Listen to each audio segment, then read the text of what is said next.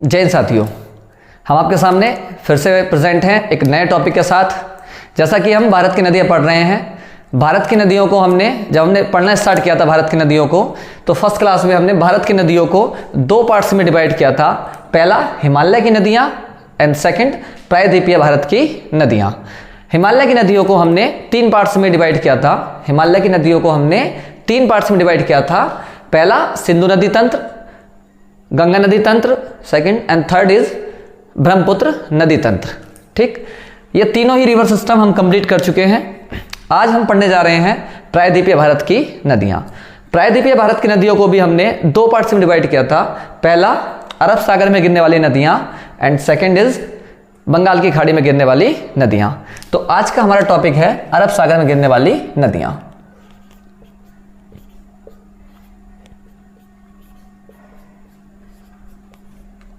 अरब सागर में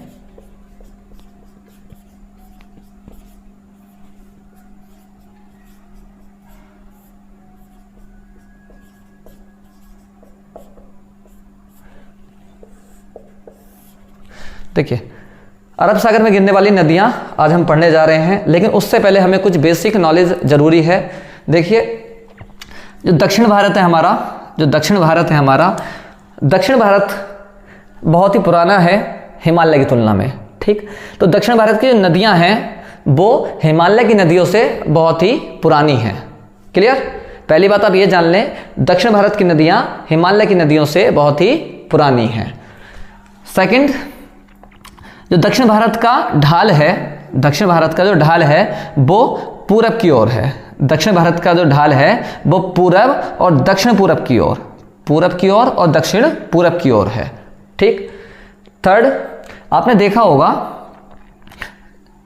पश्चिमी घाट इतना कटाफटा नहीं है जितना पूर्वी घाट है। पूर्वी घाट बहुत ही कटा छटा है। इसका मेनली यही कारण है कि दक्षिण भारत का ढाल है वो पूरब की ओर है, जिस कारण दक्षिण भारत की अधिकतर नदियां पूरब की ओर प्रवाहित होती हैं और पूर्वी घाट पर प्रवाहित होती हैं, पूर्वी घाट को काट छांट देती हैं। तो पूर्वी घाट एक कंटिन्यूस घाट नहीं है, वो जगह जगह पर कटा फटा है पश्चिमी घाट की तुलना में। ठीक, चलिए स्टार्ट करते हैं आज का वीडियो स्टार्ट करने से पहले जो भी हमारे चैनल पर नए हैं वो चैनल को सब्सक्राइब कर लें, वीडियो को लाइक करें और ज़्यादा से ज़्यादा शेयर करें। चलिए, उम्मीद है आपके पास आपका एटलस होगा, आप अपने एटलस में देखते चलेंगे। सबसे पहली नदी, जैसा कि हम जानते हैं राजस्थान में अरावली पर्वत श्रेणी फैली हुई है। ठीक, राजस्थान में अरावली पर्वत श्रेणी जो दिल्ली तक जाती है पूरी। तो अरावली पर्वत श्रेणी से यहीं पर अरावली पर्वत श्रेणी पर राजस्थान में अरावली पर्वत श्रेणी, पहले लिख लेंगे अरावली पर्वत श्रेणी पर पुष्कर वैली से, कहां से? पुष्कर वैली से। पुष्कर वैली से एक नदी निकलती है जो राजस्थान और गुजरात में प्रवाहित होती हुई कच्छ के रण में जाकर के विलीन हो जाती है। इस नदी का नाम है लूनी नदी। इस नदी का नाम क्या है? लूनी नदी। लूनी नदी। देखिए, आपको बता देता हूं मैं, ये जो है ये कच्छ का रण है। ये क्या है? कच्छ का रण, कच्छ का रण। ये कच्छ की खाड़ी, ये है कच्छ की खाड़ी और ये है खंबात की खाड़ी। खंबात की खाड़ी। तो सबसे पहली नदी हमने देखी लूनी नदी।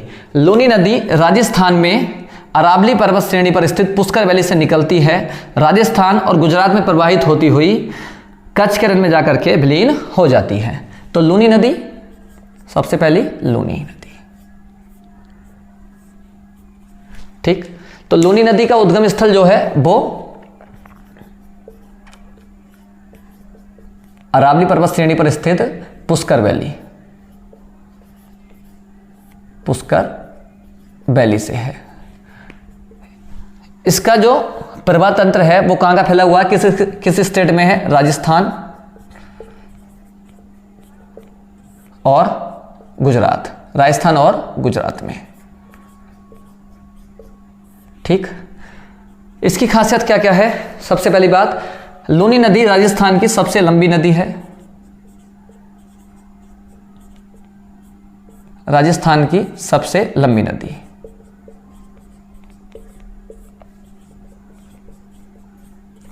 सबसे लंबी नदी है। ठीक, देखिए लूनी नदी के रास्ते में ही साबर झील पड़ती है। कौन सी? राजस्थान में ही साबर झील। ठीक, तो लूनी नदी से साबर झील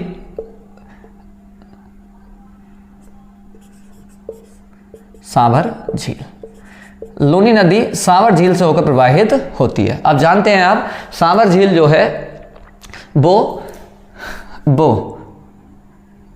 ये जो सावर झील है वो लवणीय यानी कि खारे पानी की झील है। सावर झील खारे पानी की झील है, तो जब ये खारे पानी की झील से होकर निकलती है तो इसका जो जल है वो सारा का सारा खारा हो जाता है, अधिकतर खारा हो जाता है। इसलिए लूनी नदी को एक और नाम से जाना जाता है, लवणवती। लवणवती के नाम से भी लूनी नदी को जाना जाता है। ठीक, लूनी नदी के बारे में इतने फैक्ट आप नोट कर लें। इससे अगला पॉइंट, इससे जो अगली नदी है हमारी, अब नेक्स्ट नदी वो भी राजस्थान से ही निकलती है, और खंबात की खाड़ी में जाकर के मिल जाती है। कहाँ जाकर के? खंबात की खाड़ी में जाकर के गिर जाती है। इस नदी का नाम है साबरमती नदी।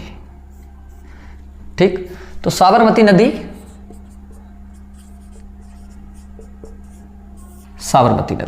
देखिए, साबरमती नदी का जो उद्गम है वो राजस्थान के उदयपुर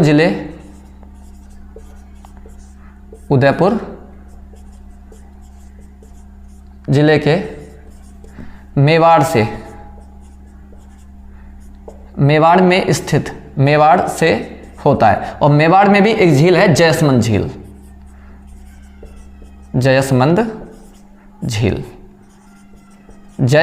झील से होता है। ठीक, साबरमती का जो अफवाह है वो कौन कौन से स्टेट में है, इसका भी, ये भी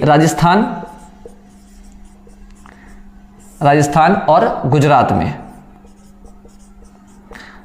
इसका अफवाह भी राजस्थान और गुजरात में है। थर्ड पॉइंट इसी के बारे में देखिए, गुजरात की राजधानी गांधीनगर,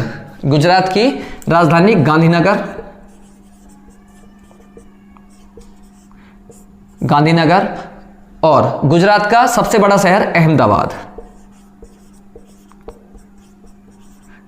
अहमदाबाद, इसी के किनारे स्थित है। इसी के किनारे स्थित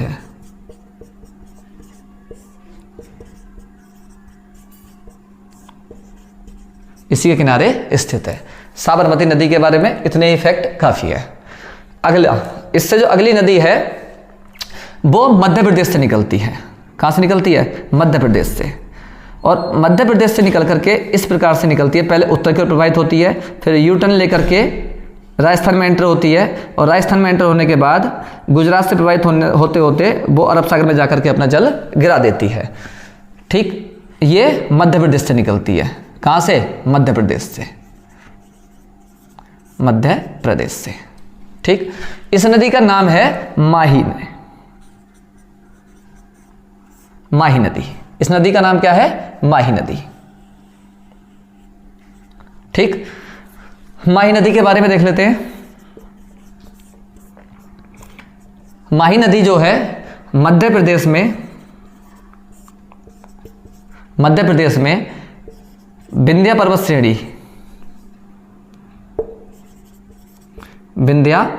पर्वत श्रेणी से निकलती है।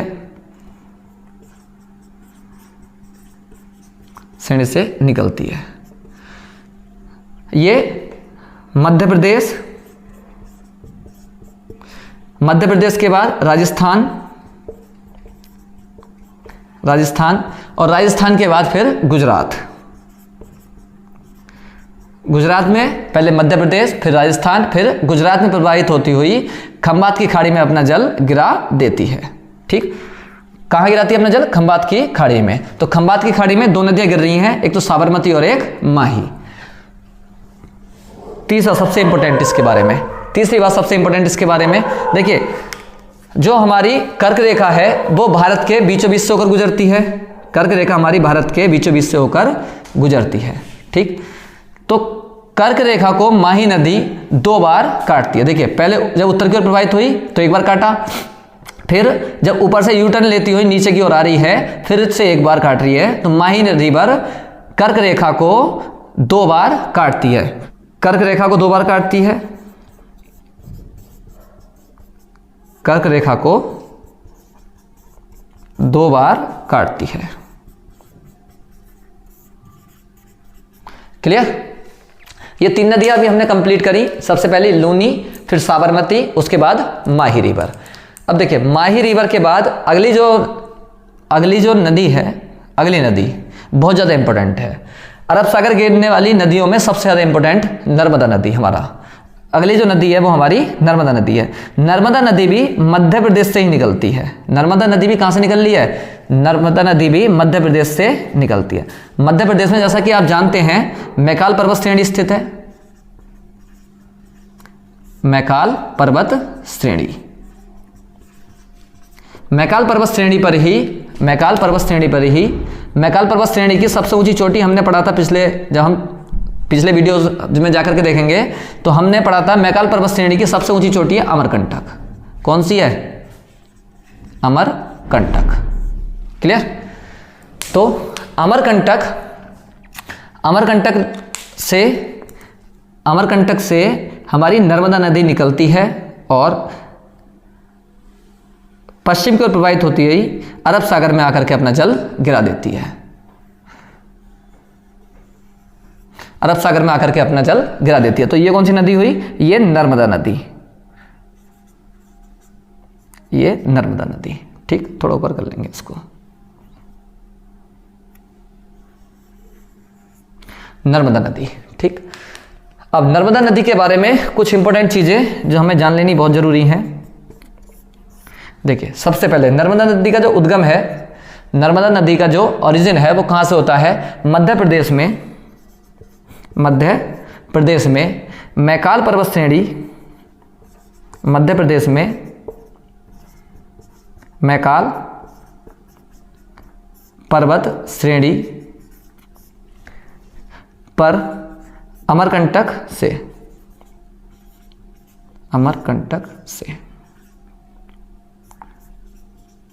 मैकाल पर्वत श्रेणी पर अमरकंटक से इसका ओरिजिन होता है। दूसरी बात, इसका विस्तार कहाँ कहाँ है? तो मध्य प्रदेश से निकलती है। मध्य प्रदेश से निकलने के बाद फिर महाराष्ट्र में एंटर होती है। महाराष्ट्र के बाद फिर ये जो नीचे का पार्ट आ रहा है गुजरात का, फिर गुजरात में एंटर होती है। तो सबसे पहले मध्य प्रदेश, उसके बाद महाराष्ट्र और उसके बाद गुजरात। क्लियर? नर्मदा नदी सबसे अधिक जो रास्ता तय करती है, सबसे अधिक जो लंबाई है वो मध्य प्रदेश में। नर्मदा नदी की सर्वाधिक लंबाई मध्य प्रदेश में, सर्वाधिक लंबाई। क्लियर? देखिए और चीजें भी है। नर्मदा नदी अरब सागर में गिरने वाली, अरब सागर में, इधर अरब सागर है ना, अरब सागर में गिरने वाली प्रायद्वीपीय भारत की, सिर्फ प्रायद्वीपीय भारत की, पूरे भारत की नहीं, सिर्फ प्रायद्वीपीय भारत की नर्मदा नदी अरब सागर में गिरने वाली प्रायद्वीपीय भारत की सबसे लंबी नदी है। पूरे भारत की नहीं है, क्योंकि पूरे भारत से तो ऊपर से सिंधु नदी भी आ रही है जो इससे बहुत ज़्यादा लंबी है, सिंधु नदी, लेकिन वो उत्तर भारत से आ रही है। हम बात कर रहे हैं सिर्फ प्रायद्वीपीय भारत की। तो नर्मदा नदी प्रायद्वीपीय भारत से अरब सागर में गिरने वाली नदियों में सबसे लंबी नदी है। ठीक, इससे नेक्स्ट पॉइंट, अगला पॉइंट, नर्मदा नदी पूरे दक्षिण भारत की तीसरी सबसे लंबी नदी है। नर्मदा नदी पूरे दक्षिण भारत की तीसरी सबसे लंबी नदी है, क्योंकि नंबर फर्स्ट पे हमारी सबसे लंबी नदी जो है वो गोदावरी है, गोदावरी, उसके बाद कृष्णा, और उसके बाद आती है हमारी नर्मदा नदी। तो दक्षिण भारत की सबसे लंबी नदी तो गोदावरी है, दूसरी सबसे लंबी नदी कृष्णा और तीसरी सबसे लंबी नदी नर्मदा। क्लियर? अगला पॉइंट लिखिए आप, नर्मदा नदी में ही, नर्मदा नदी मध्य प्रदेश, एक तो मध्य प्रदेश का जबलपुर, ये कहाँ का शहर है? मध्य प्रदेश का। और एक भड़ौच, ये गुजरात का शहर है। नर्मदा नदी के किनारे दो शहर स्थित है, एक तो जबलपुर और एक भड़ौच। जबलपुर मध्य प्रदेश का शहर है और भड़ौच गुजरात का। क्लियर? अगला पॉइंट इसी में, नर्मदा नदी जब जबलपुर से गुजर रही होती है तो जबलपुर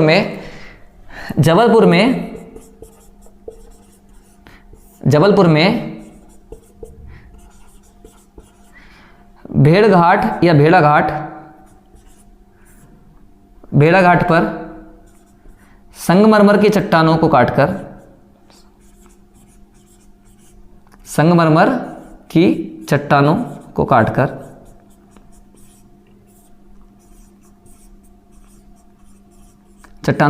काटकर एक बहुत ही सुंदर जलप्रपात का निर्माण करती है, जिसका नाम है धुआंधार जलप्रपात।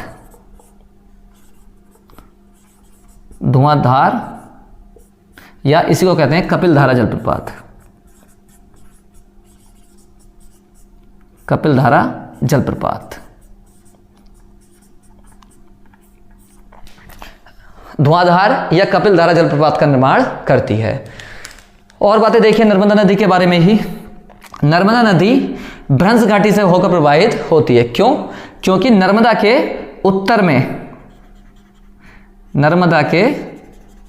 उत्तर में हमने पढ़ा था ABS, याद होगा आपको, A से अरावली, B से विंध्य पर्वत श्रेणी और S से सतपुड़ा। तो नर्मदा के उत्तर में विंध्य पर्वत श्रेणी, जबकि नर्मदा के दक्षिण में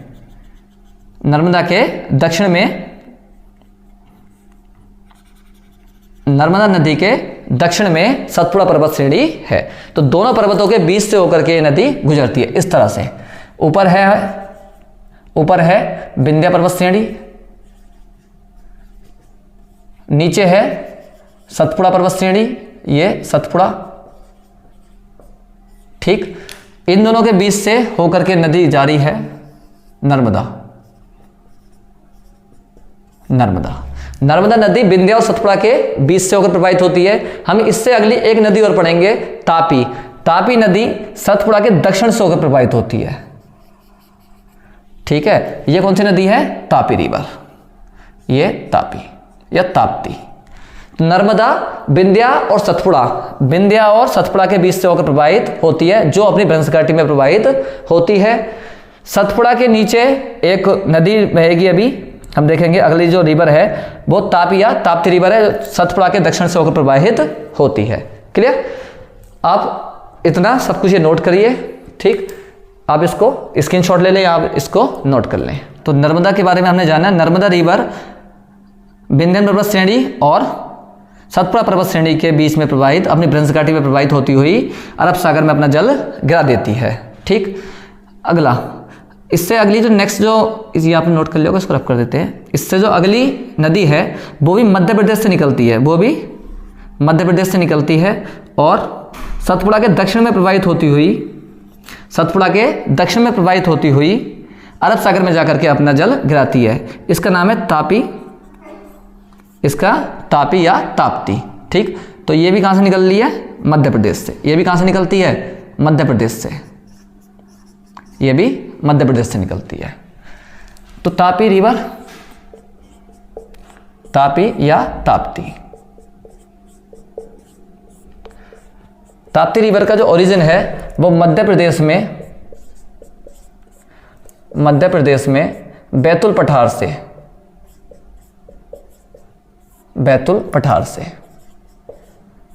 मध्य प्रदेश में बैतुल पठार से निकलती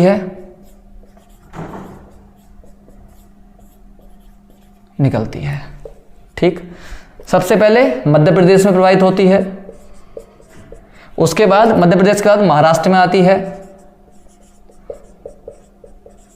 महाराष्ट्र में। उसके बाद फिर गुजरात, गुजरात में आती है। ठीक, तो 3 स्टेट में इसका भी प्रभाव, 3 स्टेट में मध्य प्रदेश, महाराष्ट्र और गुजरात। महाराष्ट्र में इसकी सर्वाधिक लंबाई है,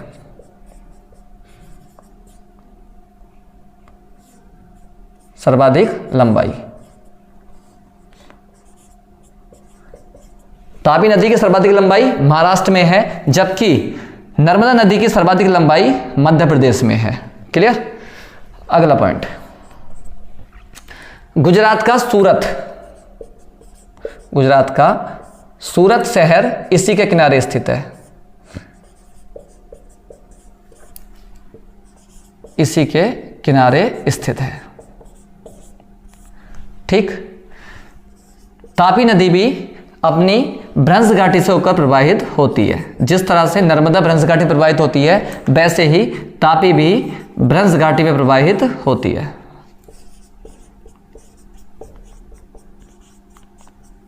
भ्रंश घाटी में प्रवाहित होती है। क्लियर। इसका अगला पॉइंट देखिए, इस पर 2 परियोजनाएं हैं, एक तो उकाई, उकाई व काकरापारा जल विद्युत परियोजना, जल विद्युत परियोजना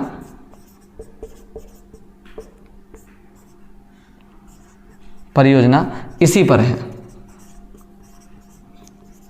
ठीक है, तो ये ताप्ती के बारे में हो गया। मध्य प्रदेश के बैतूल पठार से निकलती है। मध्य प्रदेश, महाराष्ट्र, गुजरात में 3 स्टेट में इसकी सर्वाधिक लंबाई कहाँ है? महाराष्ट्र में है। सूरत इसी के किनारे है। भ्रंश घाटी से प्रवाहित होती है। 2 नदियां हैं जो भ्रंश घाटी से होकर प्रवाहित होती हैं, एक नर्मदा और एक तापी, अरब सागर में गिरने वाली। ठीक, इसके बाद हम अगली जो नदी पढ़ेंगे वो गोवा की पढ़ेंगे। गोवा में अब 2 नदियां जान लीजिए, एक तो मांडवी और एक जुआरी। ये हो गई आपकी मांडवी, मांडवी, और ये हो गई आपकी जुआरी। देखिए मांडवी, मांडवी रिवर के बारे में, मांडवी रिवर जो कर्नाटक के शिमोग जिले से निकलती है, कर्नाटक के शिमोग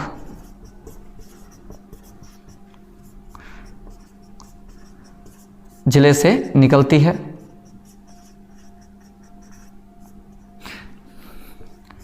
और मांडवी रिवर गोवा की जीवन रेखा कहलाती है, गोवा की जीवन रेखा कहलाती है।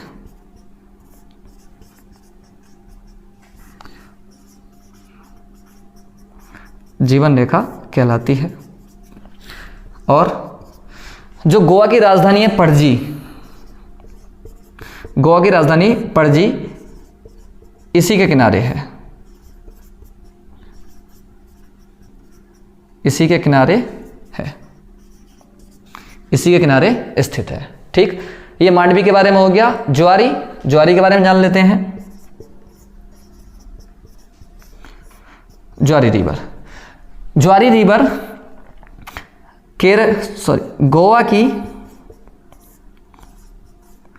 गोवा की सबसे लंबी नदी है, गोवा की सबसे लंबी नदी है। क्लियर। तो मांडवी और जुआरी 2 नदियां बहुत ज्यादा इंपॉर्टेंट हैं गोवा की, एक मांडवी और एक जुआरी। मांडवी गोवा की जीवन रेखा कहलाती है, पणजी इसी के किनारे है, और जुआरी गोवा की सबसे लंबी नदी है। इससे अगला स्टेट कर्नाटक। कर्नाटक में हम एक रिवर पढ़ेंगे, शरावती, शरावती रिवर। देखिए शरावती रिवर के किनारे ही, शरावती रिवर के किनारे ये कहाँ है? कर्नाटक में। कहाँ है? कर्नाटक में, कर्नाटक में। शरावती नदी के किनारे ही जोंग या गरसोप्पा या महात्मा गांधी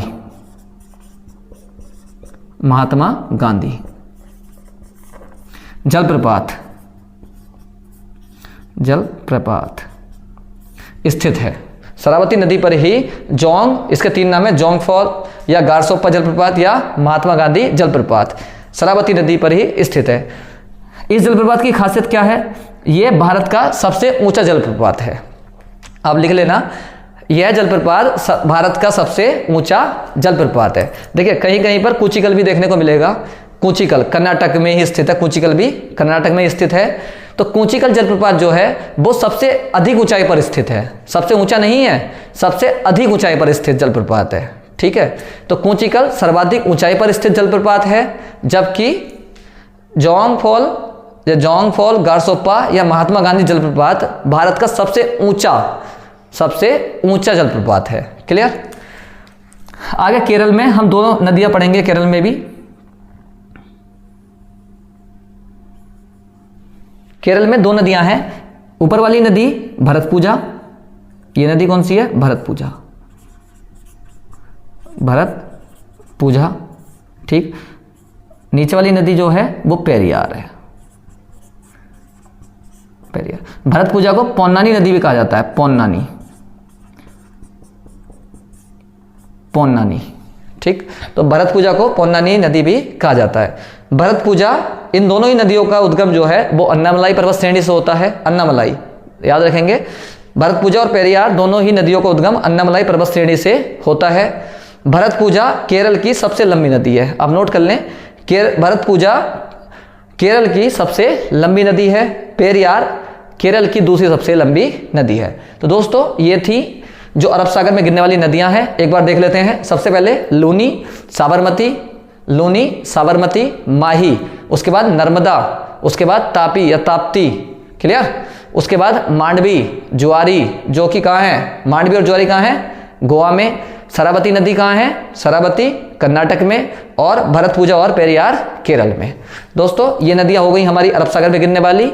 जो इंपॉर्टेंट फैक्ट थे एग्जाम के पॉइंट ऑफ व्यू से वो हमने सभी कंप्लीट कर लिए, वो सभी कवर किए हमने। नेक्स्ट वीडियो में हम लोग बंगाल की खाड़ी में गिरने वाली नदियां आपके सामने लेकर के आएंगे। तो तब तक आप बार बार रिवाइज करते रहें जितनी भी वीडियो हुई हैं, और प्लीज़ जो चैनल पर नया है वो चैनल को सब्सक्राइब कर लें। वीडियो अच्छा लगा तो वीडियो को लाइक करें और शेयर करें। मिलते हैं अगले वीडियो में, तब तक जय हिंद।